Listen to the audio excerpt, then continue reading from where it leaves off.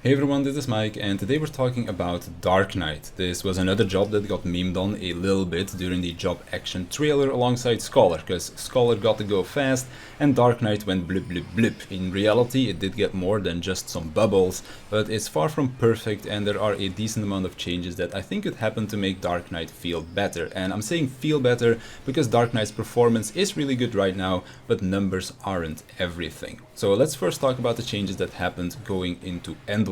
Delirium was given the inner release treatment, so a 60-second recast timer and 3 stacks to use on blood gauge actions, but it's actually better than inner release because the Delirium stacks aren't consumed when using other actions. So if you need to disengage from the boss, you can throw your unmanned and still keep all of your stacks, which warrior would be losing an inner release stack if I were to throw a tomahawk. There aren't a lot of times where this is really an issue, but looking at RP Forest Door boss, there are at least 2 scenarios where it would come in handy. So Yoshi, if you're watching this, please make this change for warrior. I would be very grateful. So Delirium, quite good. However, seeing how they were able to give Delirium the stack treatment, why couldn't they have done the same for Blood Weapon? This ability arguably needed it more. When you're AoEing, for example, your GCD is slower because your AoEs are spells, meaning that they don't scale with skill speed, and thus you'll often not get the full value out of your Blood Weapon, but even for single target, it would just be a nice quality of life change if it had stacks. Carven Spit now also shares a cooldown with Abyssal Drain, so this is just a button press that we're losing every minute, but seeing how Dark Knight's burst window is already very packed, I could see why they did that. So basically Abyssal Drain for AoE and then Carven Spit for single target.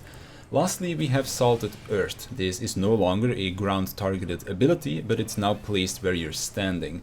Looking back at the old ground target AoE system, I can see why they did this, because it could feel a bit clunky at times, especially when you were weaving a second ability together with it, but with the new ground target AoE changes, I feel like this was a bit unnecessary, and I sometimes wish I could still place it where I wanted to, and then drag the boss towards it, for example, instead of first having to walk there myself before I can place it.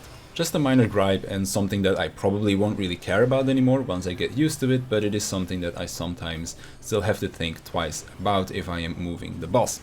So let's move on to new stuff, and I'll stay with Salted Earth for a little bit because this has gained a combo action of sorts. Whenever you place Salted Earth, the button changes into Salt and Darkness, which is an off-global cooldown that makes your Salted Earth do an AoE attack. It's those bubbles that I was talking about before. Just does some AoE damage, not really too much to say about this.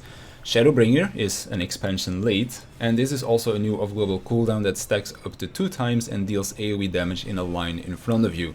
When unlocked, your Simulacrum can also execute this ability, but you're not really going to be noticing that, to be honest. Seeing how it's got 2 charges, it means that you can also hold both of them for your 2-minute burst window if you want to do so. We also got 2 new traits, Enhanced Unmanned, which reduces the timer on plunge by 5 seconds every time you use your ranged attack, and then people wonder why we meme on dark, and then Enhanced Living Shadow, which just increases the damage that your Simulacrum does. Both of these traits aren't really that interesting. Now, last but not least, we also have a new defensive ability, and there's a reason why I waited to mention it until now, because I'll probably end up going on a little bit of a tangent. So, all of our tanks have gotten a powerful upgrade to their spammable mitigation. The reason why they did this is because Dark Knight had the Blackest Night, and this has been a very potent tank cooldown ever since it was introduced. So in Endwalker, they wanted to give the other tanks something that could be on par with TBN, and they succeeded, but they couldn't just leave Dark Knight behind, so we got Oblation. Now, I have some problems with this skill. 1, it's pretty weak, only 10% mitigation, and 2, it's on a separate button. Dark Knight, especially during its burst window, has a lot of buttons to press, so why couldn't they just make this part of TBN, just like they just upgraded the mitigation for the other tanks? They didn't get an extra button, they just upgraded their existing one. I can understand why they wanted to keep this separate from TBN, but I honestly feel like TBN could do with a little bit of a rework. The mana cost that is attached to it was okay in previous expansions because TBN was just so strong compared to what the other tanks had, but now TBN is one of the weaker tank cooldowns in terms of the spammable ones, so in my opinion the mana cost can go. To make up for that, I would also increase its recast timer to be on par with the other tanks. All of the other tanks also have some sort of healing in set cooldown, so maybe you could do that with Dark Arts. You break the shield and then your next Edge or Flood of Shadow heals you for a flat amount. So to quickly recap, TBN gets a longer cooldown to make it in line with the other tanks, Oblation gets incorporated into the same button, and then whenever you get a Dark Arts by breaking the shield, instead of getting a free Edge of Shadow, because you're not paying mana for TBN anymore, make the next Edge of Shadow heal you a bit instead. This makes it so that using TBN never feels bad, because there have certainly been a lot of times where I want to use it for mitigation, but I'm not sure that the shield will break, and if it doesn't break, you're just going to be losing damage, which feels really bad. And the other tanks also aren't potentially losing something for using their cooldowns, so it's only fair that the same would go for Dark Knight. It's only a suggestion. Then to round it off, I want to talk about Living Dead. This has always been looked at as a fairly bad invuln because of how annoying it is to heal. And while Living Dead might not have changed, the other tank invulns have, so Living Dead really doesn't deserve to be as bad as it is right now. If you don't know what happened to the other tanks, they made Super Bolide and Home Gang 10 seconds as well. So why is Home Gang not only easier to heal, but also on a shorter cooldown? Just doesn't make sense.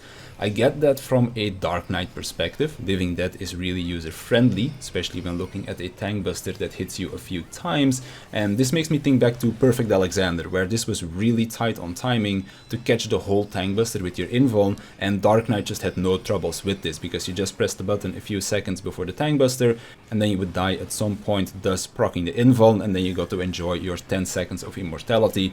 It was super good for that, but for most cases where you're going to use an invuln, this is completely unnecessary. So if that's the only good thing you've got going for you, then that's a bit sad. Now, if I could suggest something to make Living Dead better, then it would be something that helps out your healers with healing the debuff if you want to keep the skill the same as it works right now. So when you use Living Dead, the button would change into Soul Survivor, so we can bring that back again, but change it a little bit, where whenever you activate it, it will give you a buff that lasts for 10 seconds to keep it in line with the Walking Dead debuff, and while active it will heal you for a fixed amount for each action that you use. And let's make it similar to Warrior, where using certain skills will also guarantee crit healing. So let's say that the crits will come from your Blood Gauge actions and your Edge or Flood of Shadows. So that means that you could also pool resources to help heal the Living Dead if it was needed. And if you don't need the crit healing, then the other healing that you'll get will still be very helpful. Again, just a suggestion.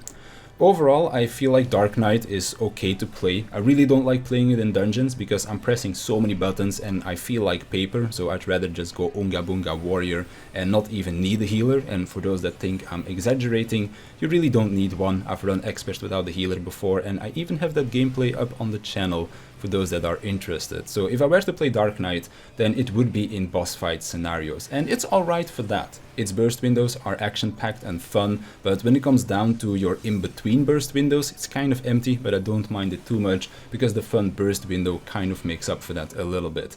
Still, the job could use a bit of quality of life changes, and when it gets it, I think Dark Knight will be a lot better for it.